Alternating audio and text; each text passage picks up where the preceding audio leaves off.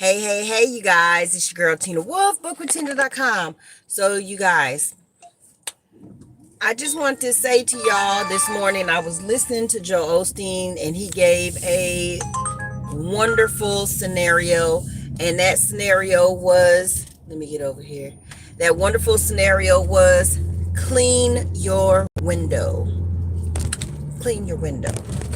And what he meant by that was he had told this story.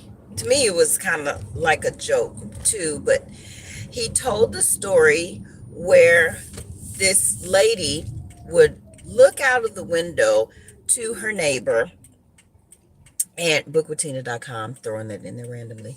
He would look out the window to his neighbor, to her neighbor, and see her clothes hanging on the line, and every time she looked out, she'd be like, oh my God, man, the neighbor is always washing their clothes, and maybe they don't know how to wash their clothes. Their clothes are just so dirty. Like, oh my gosh, when are they going to learn how to clean clothes?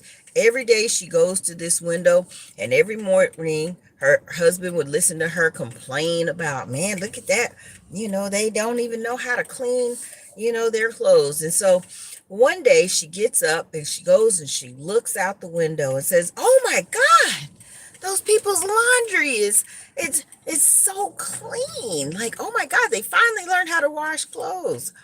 And the husband said, no, she's like, I wonder what they did different. And the husband said, well, I woke up this morning and I decided to clean the window. And what I say to that, and what Joe Osteen said to that, is sometimes you need to clean your own window. You're so busy trying to look and criticize other people, what they're doing, when you haven't even cleaned up your own mess. And I thought that was an amazingly profound message, right? Because a lot of times we're looking at other people's life and we are judging, right? My definition of judge is we are drawing conclusions on their life, and it's okay because you're supposed to draw conclusions, right? It's okay to draw conclusions, but when you take it to the next step and you draw a conclusion on how that person got there or what they did, right? And you're so focused on them that you're not really focusing on yourself and your own mess, you're kind of sort of getting in your own way, so to speak.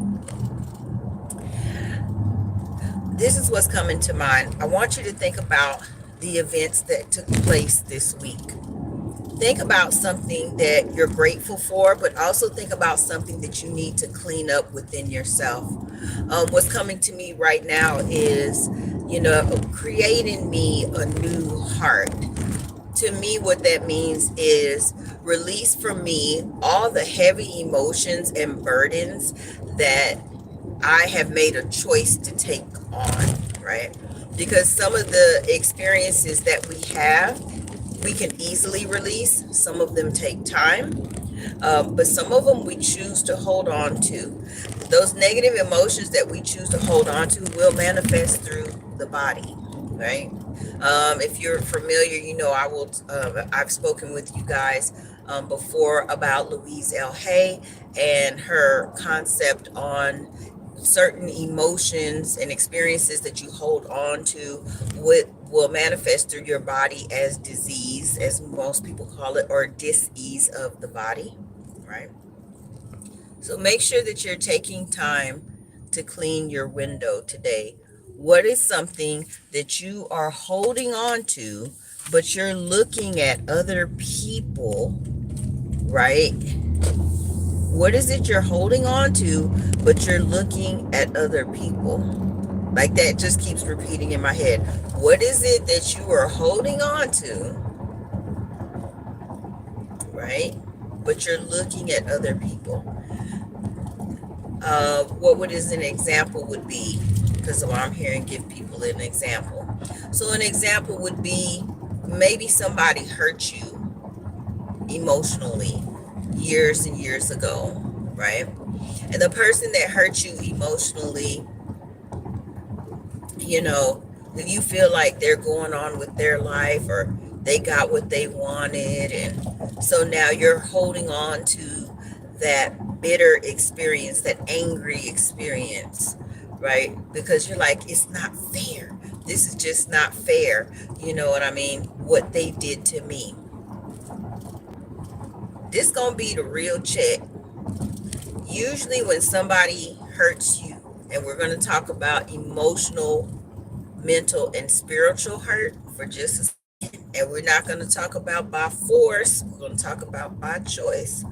When you make that decision, okay, when you make that decision that I'm going to have this person in my life, do we look for emotional, mental, and spiritual hurt?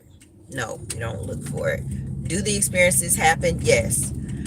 But when you go back and you look at this situation, we are not reliving the situation. We are rewatching. Okay, we are rewatching the situation and reviewing it. Any of the R's, rewatching and reviewing. We are not reliving. I want you to go back and I want you to take responsibility for the choice that you made, for the person that you decided you wanted in your life. I also want you to take responsibility for the things that you saw, or some people call them the flags, right?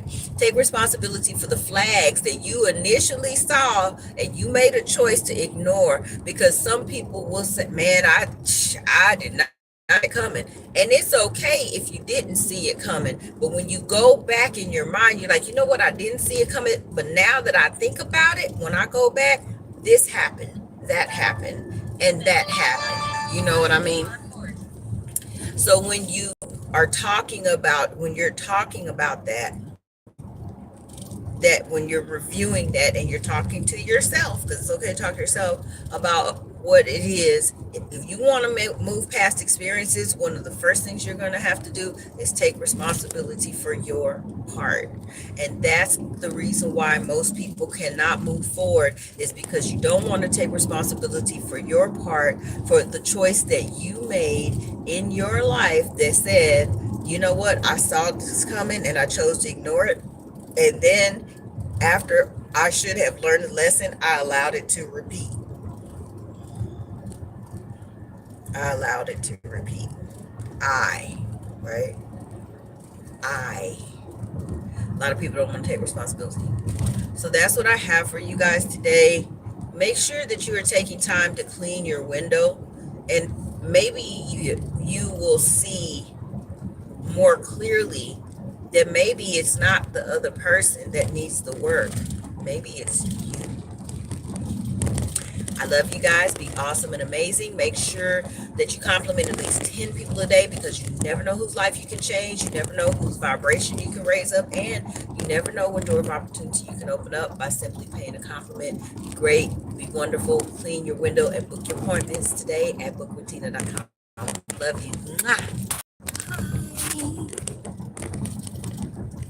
Heart emojis to the